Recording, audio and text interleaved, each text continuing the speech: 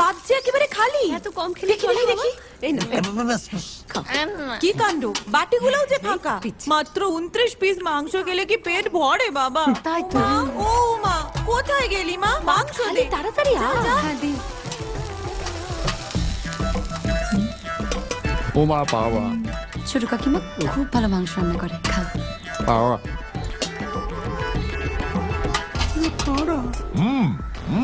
শুরু করো।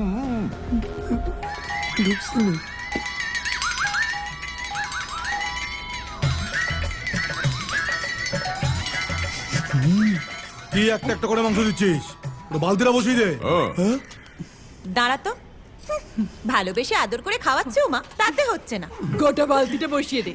তোমাদের কাজ তো সারাদিন ষাঁড়ের মতো খাওয়া আর গুতনো, তোমরা কি বুঝবে বলো তো? যা বলেছিস, আমার মানুষটাকে মনে নেই? সেই বিয়ের পর প্রথম জামাই ষষ্ঠীতে গিয়ে একটা আস্ত পাঠা খেয়ে ফেলেছিল রে। আর আমাদের কপালে জুটেছিল শুধু হরি মোটর।